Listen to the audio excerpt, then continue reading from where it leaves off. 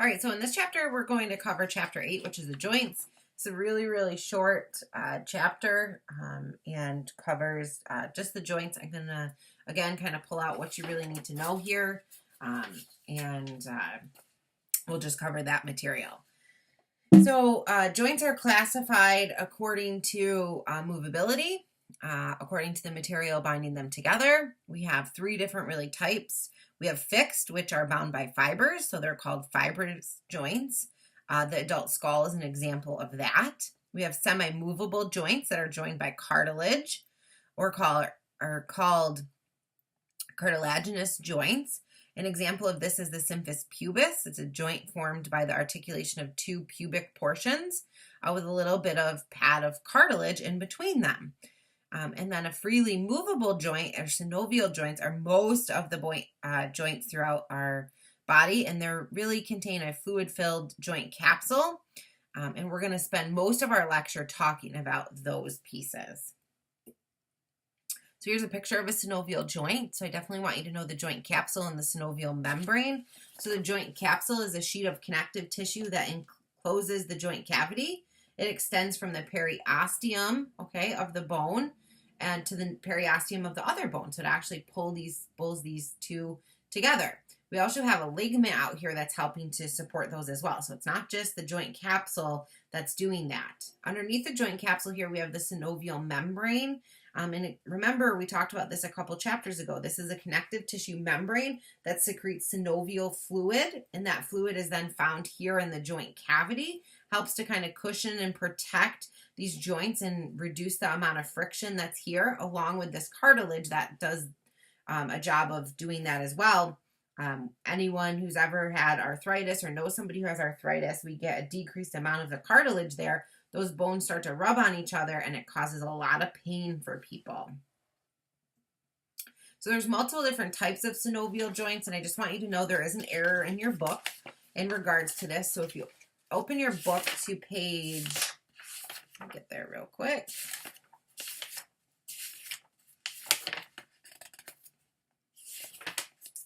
(117). The hinge joint and the saddle joint, the pictures there are opposite. They should be switched. So they just put them in the wrong place. So let's first talk about the pivot joint.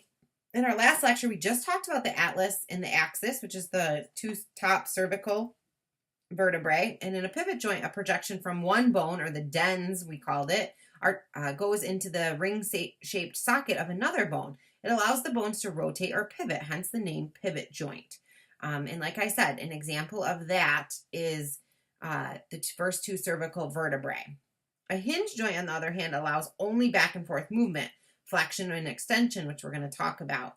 It opens like the hinge of a door. So if you think about that, you should be able to think about where we might find these. One of them is our elbow and our knee and our phalangeal joints of our fingers and toes. They can really only go kind of back and forth. Just like the hinge of a door. The other next 2, should I say, are gliding joint and a ball and socket joint. So a gliding joint happens when 2 relatively flat bone surfaces slide over each other. We have some ligaments that limit the amount of movement. These are really the least mobile of all the synovial joints. Some examples are the tarsal bones of the ankle and the carpal bones of the wrist. And some of the processes of the vertebrae. So not a lot of movement in these joints. Ball and socket joints, on the other hand, offer the widest range of motion of all the joints. And we're going to find these in our shoulder and our hips. It's really a ball-shaped head that fits into a cup-like socket of the other bone. So it's showing you here the shoulder. So the ball here of the humerus fits into the scapula here. And that's what creates the shoulder joint. The next 2, or the last 2, are saddle joint and condyloid joint. So the saddle joint can be somewhat similar, or maybe it's a mixture, should I say, of a ball and socket joint and a hinge joint. This here looks kind of like a saddle, which is why they call it a saddle joint. It's like a concave and a convex surface are coming together. And this allows bones to move back and forth and from side to side, although the side-to-side motion is quite limited. The saddle joint is really only found in the thumb, so it allows the thumbs to touch the tips of the fingers, giving us the ability to grasp small objects. That's pretty, huge deal for us that gives us that flexibility. Condyloid joint, on the other hand, again, isn't really, found in a lot of places, but it does allow, it's similar in that it has a convex and a concave surface, but it's just slightly different. It allows flexion and extension as well as side-to-side movement, a bit more side-to-side movement than the saddle joint. Some examples of this are the carpal bones of the wrist and the joints at the base of the finger. So where we can move our wrist up and down and we can move it side to side. Those movements are almost equal. Okay, you have as much side to side movement as you do up and down movement. Movements of the synovial joint really depend on the shape of the joint and the involvement of nearby muscles, tendons, and ligaments. Mostly it involves the shape of the joint, but there are a lot of ligaments, tendons, and muscles nearby that can also affect it. On pages 118 and 119 in your book, there's tons of movements. You do need to know these movements. We're going to do some exercises in class to reinforce this, but spend a little time watching the animations on this from Davis Plus and reviewing this material before you come to class so that you know what flexion means, extension means, because these will definitely be something we cover or review in class time and definitely will be on your examination. So the last little bit of this, I just want to show you the different joints. Now, you don't need to know all of the pieces of these joints. I just want to help reinforce to you what type of joints these are. You do not have to know, the different ligaments or what these joints are even called. I just want to show you these pictures to help give you a better idea of these. So the shoulder is a ball and socket joint. We mentioned that just a couple of minutes ago. It has the greatest range of motion of any joint we have, okay? It is supported by a lot of different ligaments, so usually we don't have many issues with it, but sometimes it is likely to dislocate, and it usually almost does so inferiorly because we do not have a ligament that protects that from happening. The ligaments are spaced out in other places, so it is the most likely joint to dislocate for that reason. The elbow, if you think about it, hopefully you can figure out that the elbow is a hinge joint, just goes back and forth, connects the upper arm and the lower arm. There's lots of ligaments there to stabilize it. A lot of people don't tend to have a ton of issues with their elbows. The knee, again, if you spend a moment to hopefully think about it, hopefully you can figure out what type of joint this is. Again, this is a hinge joint. It's the largest and most complex joint in the body. Lots and lots and lots of injuries to the knee.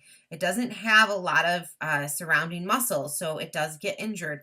Often the ligaments and the tendons get injured. You hear about MCL issues, ACL issues. So those are all the tendons that are here inside the joint that can get disturbed and get torn or ruptured. And we learned a couple chapters ago that ligaments and tendons have a really, really hard time healing. So that's why often they have to go in for surgery, and it's really an elongated recovery for them. So again, this is a hinge joint. It's the largest and most complex joint in the body, and it does get injured quite a lot because there's not a ton of muscle there to support that joint. The hip joint is a ball and socket joint, just like the shoulder joint. It's a little bit more stable than the shoulder because the hip socket sits a little bit deeper than the socket of the shoulder. There are several ligaments that hold it into place.